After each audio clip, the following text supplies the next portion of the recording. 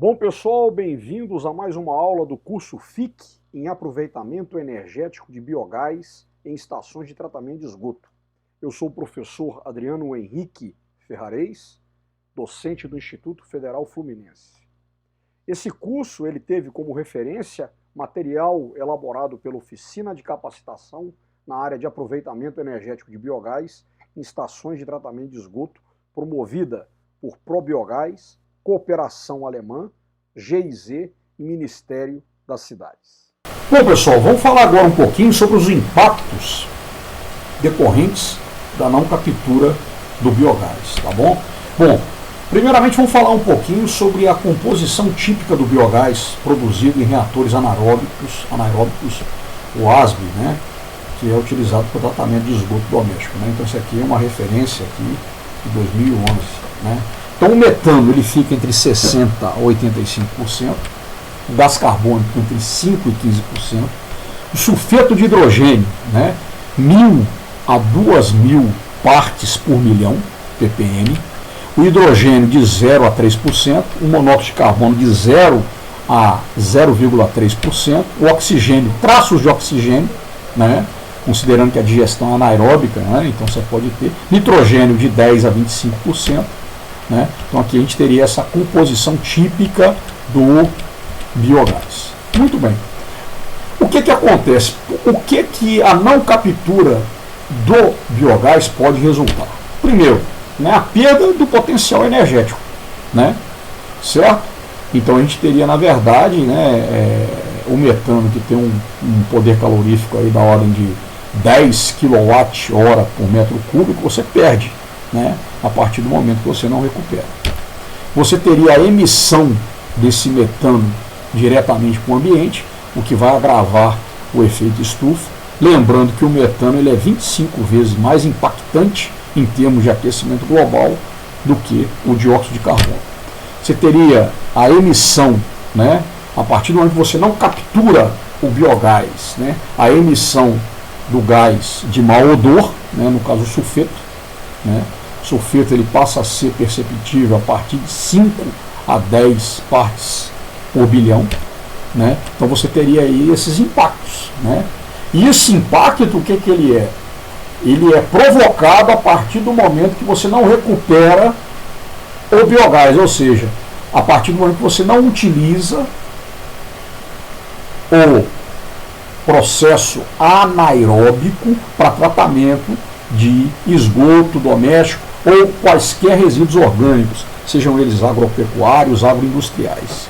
Então aí que entra esse fator importante da digestão anaeróbica, né? É uma proposta adequada para o tratamento de resíduos orgânicos, né? Então isso aí é uma coisa muito importante e interessante. E aí vale aqui uma reflexão, né? Esse curso ele cumpre um papel de popularizar a digestão anaeróbica, mas a gente não vê, né, inclusive nas grandes discussões sobre o clima, né, a mitigação dos efeitos das mudanças climáticas, do aquecimento global e do efeito estufa, o biogás, a digestão anaeróbica como protagonistas, né? Sempre fica-se ali na periferia, e quando vai se discutir, por exemplo, se discute o que? A substituição das fontes fósseis de energia pela energia fotovoltaica, pela energia eólica, né? E a biomassa, o máximo de biomassa que figura nesse cenário é o etanol, né? A gente sabe que isso é marcado por interesses econômicos, né? Por interesses econômicos de grandes corporações transnacionais, né? Mas a gente assim, né, salta à vista, né, o fato, né, da discussão da digestão anaeróbica não ser protagonista nesses debates, né, considerando aí esses vários problemas advindos da não captura do biogás, ou seja, do não uso da digestão anaeróbica para o tratamento de resíduos orgânicos. Tá bom? Vamos lá. Então, olha só, requisitos ambientais, né, no caso aí, o que se precisa para conduzir essa captura de biogás e você ter uma digestão anaeróbica efetiva. A temperatura é um parâmetro fundamental, né?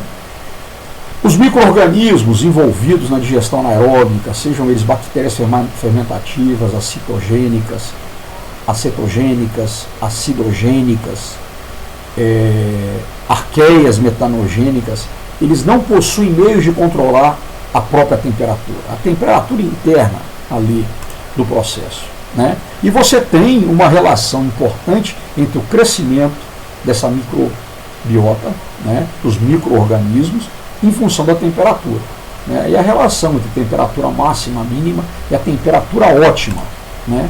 As faixas de temperatura e os níveis associados à digestão anaeróbica, eles são mostrados aqui, né? Como a gente já comentou numa aula anterior, a gente tem aqui a faixa de temperatura em que a digestão anaeróbica ela é classificada como psicrofílica, né? Que gira em torno aí de 20 graus Celsius. A faixa de temperatura mesofílica, em que aqui, ó, a temperatura ótima ela estaria aí em torno de 35%. E a faixa de temperatura aqui termofílica, né, em que a gente teria aqui a questão, né, da temperatura girando, né, em torno de, aqui para a gente poder voltar aqui falando, em torno aqui acima dos 40 graus Celsius. Né. E aí, né, a relativa aqui no eixo das abscissas, né, a questão aqui da taxa de crescimento, né, das metanogênicas, né, certo? Dos micro-organismos metanogênicos, tá? Isso aqui é muito importante, tá bom? É muito importante, né? Essas faixas de temperatura, tá bom? Para se ter a produção de biogás. E esse controle de temperatura é fundamental nos reatores anaeróbicos, tá bom, gente? Qualquer variação de temperatura pode desestabilizar todo o sistema, né, dentro do reator. Muito bem. Outra questão, outros parâmetros fundamentais são o quê? São o controle aqui do pH, da alcalinidade e do ácidos graxos voláteis, né? Então, as faixas de pH associadas à digestão anaeróbica, né, para as bactérias acidogênicas tem que estar na faixa entre 5 e 6 pH. As arqueias metanogênicas entre 6,8 a 7,4. Esse valor aí, gente, né, ele costuma variar. Eu falei anteriormente, numa aula anterior, 6,5 a 8, né? Mas é essa faixa, né, que está aí, né, dentro do que está colocado, 6,8 a 7,4. Né? Então o pH ele tem que estar aí nessa faixa para a gente poder ter um bom desempenho da digestão anaeróbica. Né? O controle do pH ele visa justamente eliminar o risco de inibição das arqueias metanogênicas, né, que são sensíveis ao pH. Né? A alcalinidade ela é necessária ao sistema, né? E aí a necessidade de fazer a neutralização dos ácidos graxos voláteis, né, que podem aí acidificar e baixar o pH, né, nessa situação. Né. E também proporcionar o equilíbrio do gás carbônico. É um outro ponto importante também nesse processo. Tá? Aqui, né, produtos químicos que podem controlar esses parâmetros, como a alcalinidade, né, e aí você tem reflexo aí no pH. A cal virgem e a cal hidratada, né, que vão reagir com o gás carbônico para formar o bicarbonato de cálcio. Tá?